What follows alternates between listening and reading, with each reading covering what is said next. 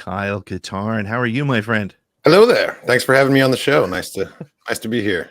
It's nice to see. It's nice Good to have see you. that somebody who's got more and better helmets than I do on screen with me. I think we got a lot of the same helmets. I was Well, other flying than over that, your shoulder there. yeah, other than that really cool custom-made Mando helmet you got back there. But so Kyle, for the people who don't know you, I'm excited to have a fellow shill online with me. But tell us a little bit about yourself and what your social media Star Wars presence is all about.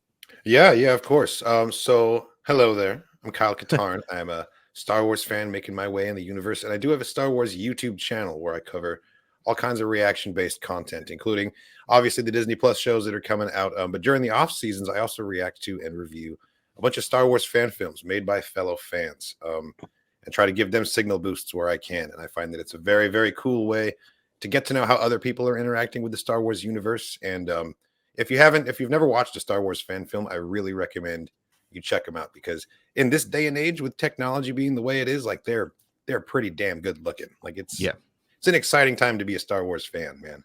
Yeah. That's my primary channel. I am very, very proud of it. And then I do have a second secret YouTube channel. We keep it in the basement, chained to the radiator type deal. It's called Grizzled Wizard. Yeah. And that's also reactions, but it's for everything that's non-Star Wars related. Like right now, I'm watching The Legend of Korra over there for the very first time. Cool. Legend of Vox Machina, things like that. And then I'm also doing horror movie reactions, full-length movies for the first time. Yeah, I'm trying to break into that. Because Star Wars is great, but there's so much else out there too. So I have a second channel that's kind of just sitting there collecting the random things that I upload there. I'm going to be DMing you now about Vox Machina, because I think that's one of my favorite things I've seen. That's just a little bit under the radar, but I'm really enjoying it. I'm just starting season 2. Yeah, like this week. So all right, I'll wait till you get through that, and then I'll bug you about it. He'll hit you with more after that. Yeah, Star Wars YouTuber is the main thing. I also do some silly skits on Twitter every once in a while, and I'm also the union rep for Disney Shills of America. So well, congratulations. So that's where my dues go. Now I get it. Okay. Nice. Yeah, I thought they just paid me, but I got to pay them. Yeah, if your shield checks are late, just talk to me. I'll straighten it out for you. Yeah, that's right. Good. Now I know who to complain to. Doors open. Kyle, we're, as we said, glad that you're here. I want to talk a little bit. You mentioned it, talking about fan films, and you mentioned it too, talking about Grizzled Wizard, like Star Wars fandom in particular, like fandoms in general. There are so many fandoms, whether it's Lord of the Rings, Marvel, DC, you name it. There's a fandom for everything. I live close enough to Atlanta that I go to Dragon Con, and I've told people, I describe it, I say, if there's something that someone likes, it's at Dragon Con. It's The Office, it's Super Mario Brothers, like you name it, it's there. But Star Wars is its own kind of special fandom, and it lends itself, I think, to several things. You mentioned fan films. I remember going back to being in college and watching Troops when Troops came out. It's one of my favorite Star Wars things still to this day. 97, that one. Yeah, 97 that was? Yeah. Wow. Sorry to call you out there, That's that was okay. 3 years I was ago. in college, so yeah. But yeah, Troops, fan films, but cosplay. At this point, podcasting and content creation, and there's so many of us out doing reactions, watching shows, getting together with our friends, creating these spaces. What do you think it is in particular about Star Wars that is so immersive for fans to find a way to get involved?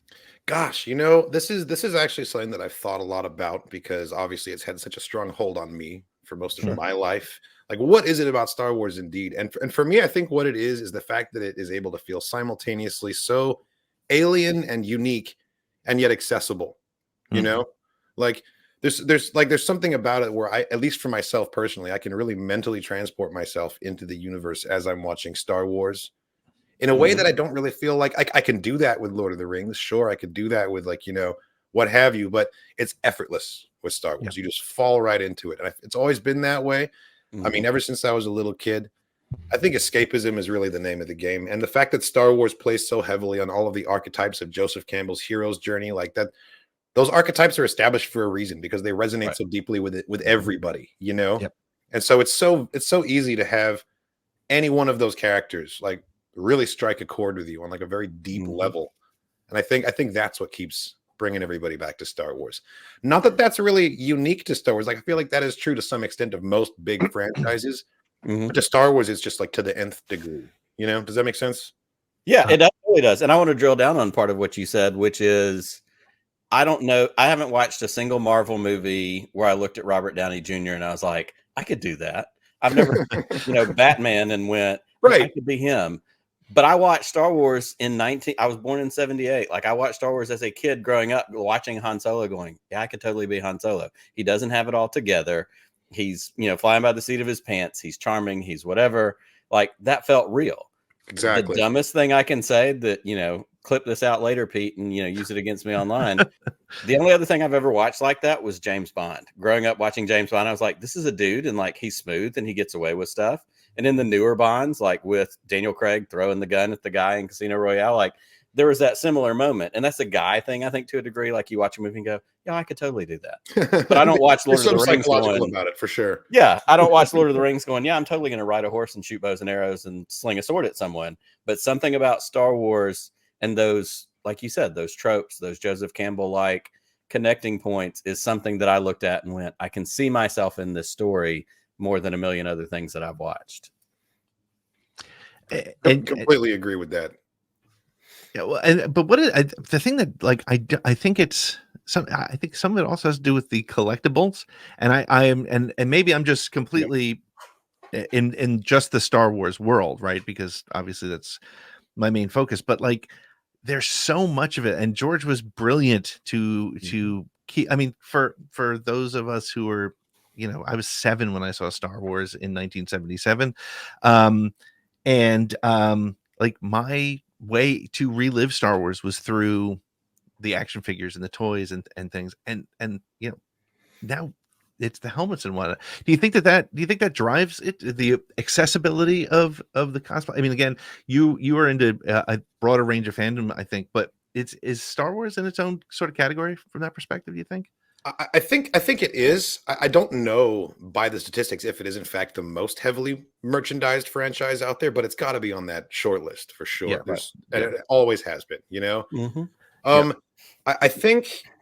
I mean, for starters, like, one of the reasons I chose to start a Star Wars YouTube channel was a chance to show off that collection. Yeah, right. And I think that's a really good point, and it brings up something psychological to where we are invested in the next chapter of the story, not just because we enjoyed the previous installment, but because we just spent like $45 on like a 12-inch action figure of the dude from the trailer. So it better be good, because we're like financially invested as well as just emotionally invested in this thing. Right. Well, I mean, remember the conversation. I bought 3 Constable Zuvios. I'm after the Force Awakens trailer. All right. I got burned. You had high hopes for that guy. But I mean, do you remember the online conversation after the Razor Crest was blown up in Mando season 2? People were, because they had just released the Hasbro Pulse, and one of my favorite stories of all time from doing Around the Galaxy was when I had Hal Hickel on the show. When I interviewed him, I had the Razor Crest Lego set behind me, and I was talking about how much I love the Razor Crest, and literally within 24 hours, I watched it get destroyed, and he couldn't say a word to me the whole time. So, and if I can chime in just on that same point about the accessibility of the stuff, like, as a kid, I had my action figures. I had the things that I played with in the early 80s. But there is nothing I wanted more in my life growing up than was a original OT Stormtrooper helmet. All through college, right? all through everything. Same. And now I reach a point in the mid 2000s where, thanks to Hasbro and the Black Series over here over my shoulder, like, it was $130. It wasn't even like an Anovos or something fancy, which those are awesome, but it became accessible. And so now, like, the Biker Scout helmet, that's the number 2 on my list. It's out there. It just hasn't made it to me yet. But like, shut up, Pete. I don't want to hear about it. But that accessibility of those things, I think, really is a key important part of it. Whether it's lightsabers, cosplay, that's another thing. I know you've done. I was about to bring cosplay up. You said earlier as part of the fandom community. Think about 3D printing, and for those of us that were in the fandom before 3D printing was commonplace, think about what that's done for cosplay. Unbelievable. It's crazy what people are walking around wearing at cons these days. So I mean, we were all at Celebration in Anaheim, and just to see not only the like traditional 501st, approved, screen accurate, all that stuff, but like the R5D4 that was the AAA or the AARP, R5D4 with the old guy in the walker, the creative things, like all of that stuff. Like, there's so much in there, and literally you go, I see myself in this. This is the thing I want to do. And that's what is so beautiful about it. is because I think also, Pete, the point you made earlier is when we go to Celebration, all this gatekeeping, all this nonsense that we see and talk about online, that's not at Celebration. There's not a circle of people standing out in front of the building going, if you don't like Star Wars, you're a girl, you can't come in. If you don't like this, you're not welcome here. Like, it's just fun and people loving something, which is what we want to do. Yeah. So, I mean, and Nick, you brought up fandom, and it's such an important, and it's really a personal thing to people. And as we touched on in the news, and I want to get, because I know, like, we joked a little bit about it, but it's true. Both Kyle and I have been called out by some of the dumbest people online, who have nothing better to do than to call people who actually enjoy something a shill, which I still don't understand the logic there. But that being said, I would like to say I quite enjoy that. I would like to shout out to Melvin for the third bathroom in my new house. But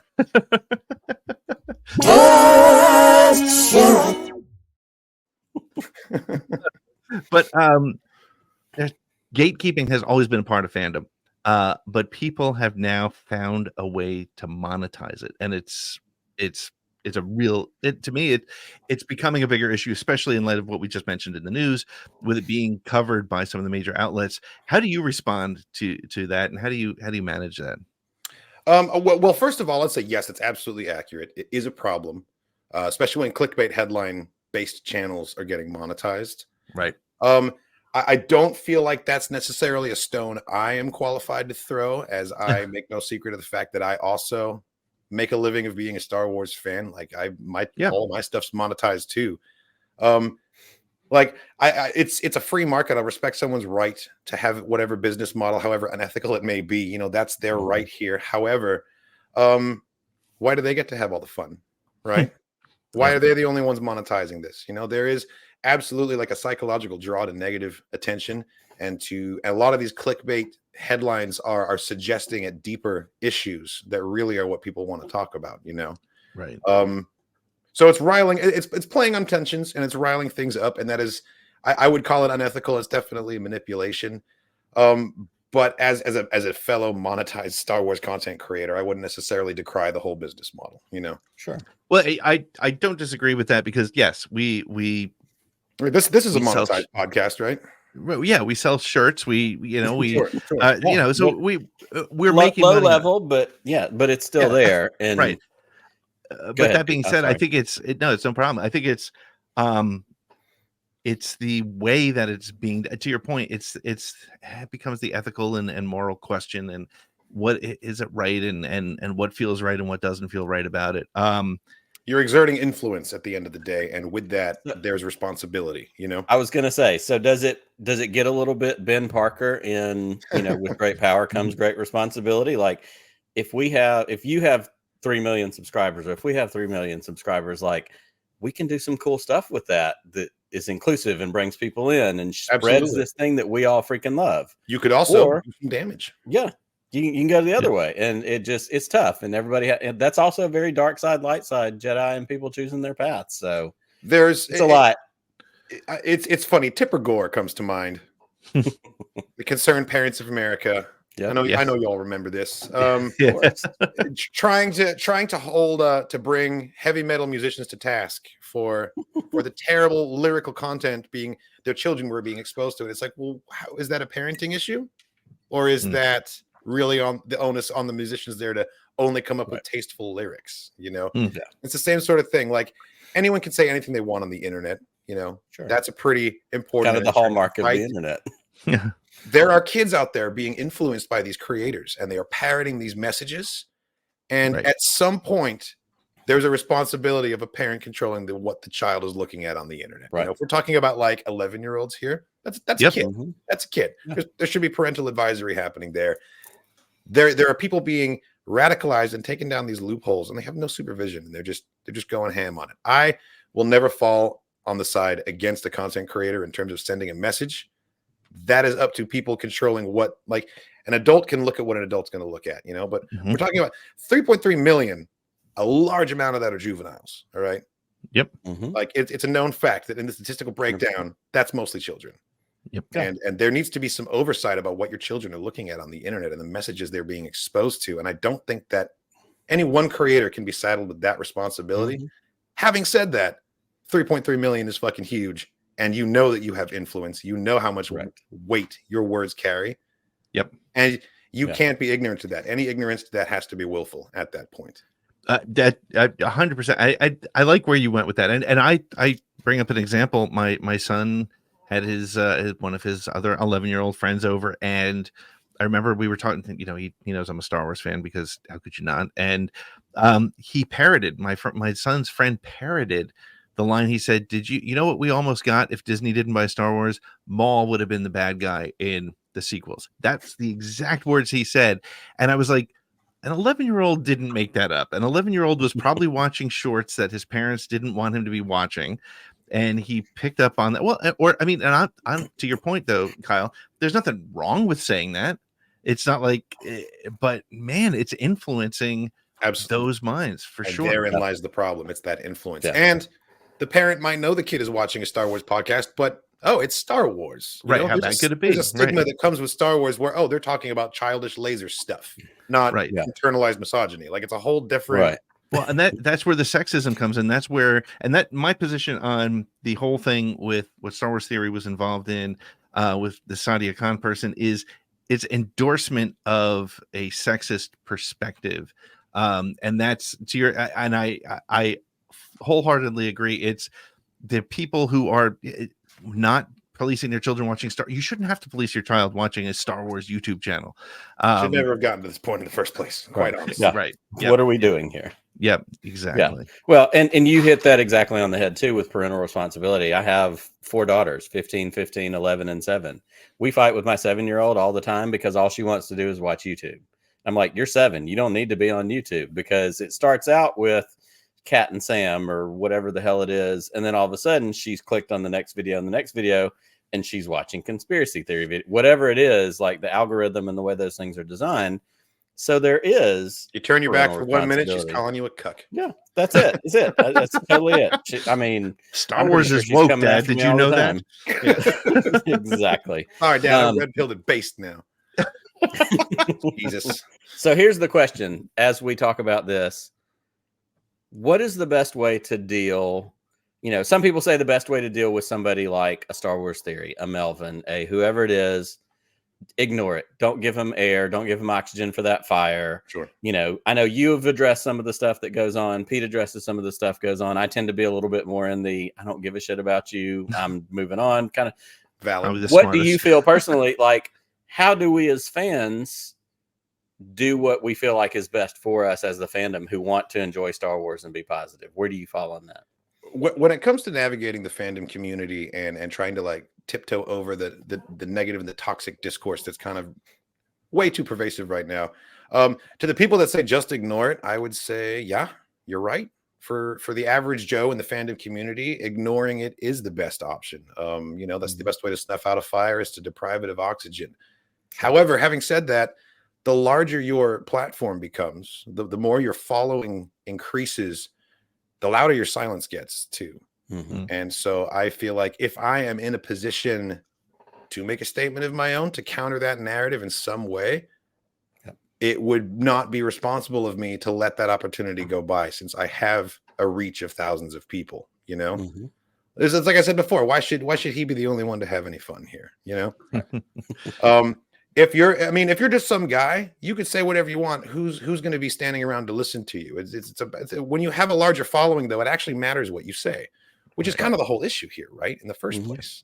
Yep. And I'm on a smaller scale than that. You know, I don't have millions of followers, but I do have a couple tens of thousands, and I think that with that comes the obligation to, you know, I don't know, follow my own code of ethics, and I don't feel like sitting idly by while statements are made that, you know, that damage other people and their enjoyment of Star Wars. Star Wars is for everybody, and it should be. Absolutely. And going back to what you said about gatekeepers, I mean, it really boils back down to what we said about the toys. You know, people that gatekeep Star Wars are just having a tantrum watching someone else play with their Star Wars toys, you know, whether that's the filmmaker, whether that's the female Star Wars fan across the room, you know, like, no, you don't, that's not how Boba Fett makes a noise. You can only play with it this way. Like, that's kind of the mentality that people sort of never evolved out of.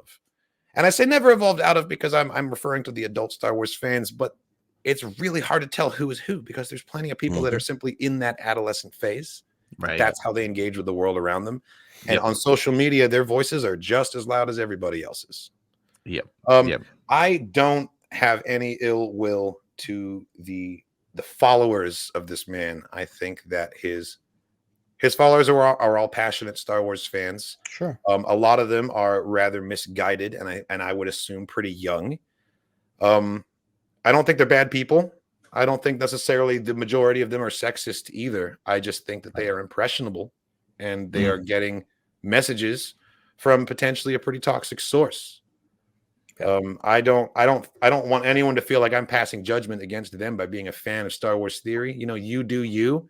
Yep. I would only wish to introduce maybe a little bit of self-awareness to some of these people with the way that I see them interacting with other fellow fans on Twitter, saying the most dehumanizing things, saying the most like rude and vile and spiteful things just because someone has a different opinion about your fake Space Wizard movie.